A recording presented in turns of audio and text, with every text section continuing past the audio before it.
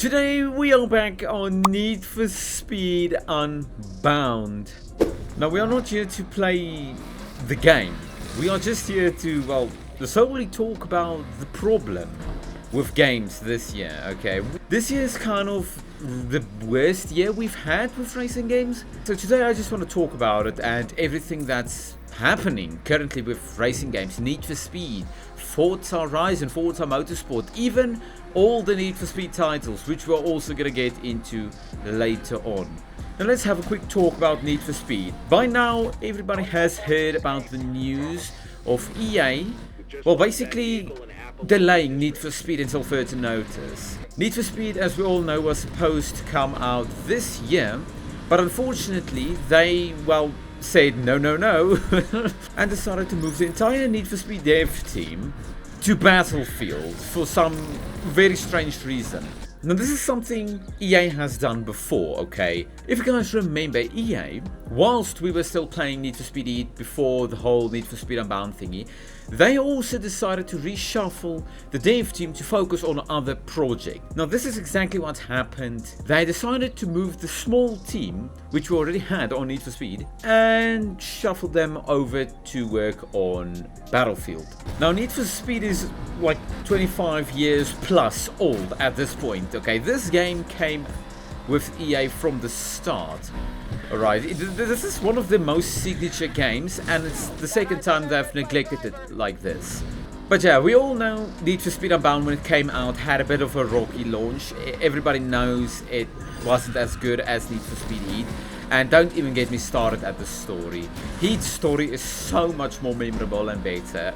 But at the final year of this game, we got 4 really incredible updates from a small dev team, which is unfortunately now moved to Battlefield. And Need for Speed Unbound eventually became a kind of decent game. It has a really solid online experience. I enjoyed playing it. Now that's not the worst news we've gotten the past few months, okay?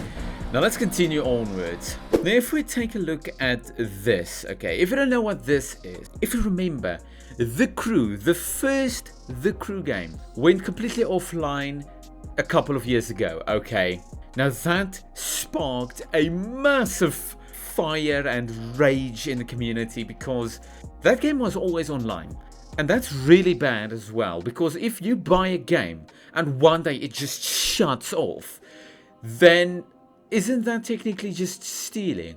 Then you eventually don't own that game anymore. You can't play it anymore. Like literally nobody can play that game anymore just because it's always online. And people back then paid what? I don't know, $50 for the game? I can't even remember. I haven't even started gaming at that point. But the point is, you pay money for something that's eventually gonna be taken away from your possession. Now luckily, we do have some good news. We're supposed to get 1 million signatures just from this. Now we demolished this. We currently have 1.4 million signatures. This is really good. So that means the EU or the governments and stuff actually have to take a look at this and do something about it. The developers of The Crew, or over at Ubisoft, have decided to give The Crew Motorfest and The Crew 2 an offline patch, which means you can play the game even though the servers are shut off. Now that's a really great protection feature for your purchase of that game, even though Ubisoft says you don't own your games, which I think quite frankly is ridiculous. We just have to hope now the EU does something and the game developers does something to, well, preserve all these games, because it's getting quite frankly ridiculous. But yeah, this is kind of a really good time to move on to my next point. Now this isn't really good news anymore. Need for Speed Rivals came out in 2013. It's the game right before 2015, which we are also gonna get to in a moment. Now Need for Speed Rivals luckily isn't an always online game, which is really good. Let's actually challenge this guy. I really like this game, okay? But it's sad to say that they are shutting down Need for Speed Rivals' server. It's really sad, okay? Because this game, if you're an extreme mad adrenaline junkie, you love this game. Because this game is one of the hardest, most intense or fun Need for Speeds that has ever existed. but it's also the shortest Need for Speed that was developed. Now this was developed by Ghost Games. Now people didn't like Need for Speed. Oh my god, now people didn't like Need for Speed Rivals because, yeah, there was no customization. You know, in previous Need for Speeds, like Most Wanted, Underground, and other games as well, there was customization and there was actually like an underground vibe, and this was something completely different. We lost the entire race. Christ, alright. Now Need for Speed 2015 came out 2 years after this, and that's the game which changed Need for Speed and, well, put it on its path which it is right now. But yeah, after Need for Speed Rivals, what's next? 2015. Now Need for Speed 2015 is 10 years old by this point. Now Need for Speed 2015 is the most underrated and most beloved Need for Speed game to ever exist. Okay, that game shook the entire Need for Speed community. Oh my god, boost! No. Crikey, this game is really, it's intense. Woo! Okay. But yeah, that's why Need for Speed Rivals going offline is bad news, because what's next? Need for Speed 2015. But yeah, now here we are back in Forza Horizon 5. Now, as we all know, Forza Horizon 5 is, well, basically finished. It's at the end of its life.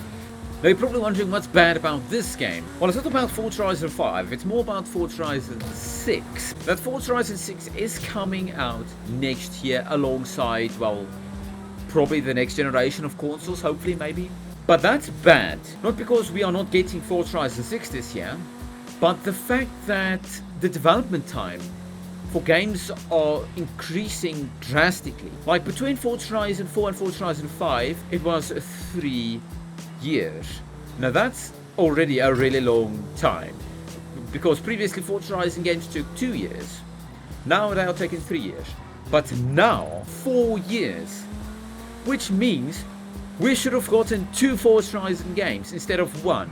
Now this isn't just Forza Horizon 5 or 6, okay? It's Forza Motorsport 2, between Forza Motorsport 7 and Forza Motorsport 8.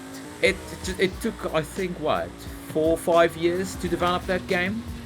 And we might not even see another Forza Motorsport. Now this article, okay, there's a lot of articles also like this. Now I think this news came out a month or 2 ago. Basically what it means or says is that Forza Motorsport might most likely be dead. Reportedly there were 7,000 to 9,000 people laid off.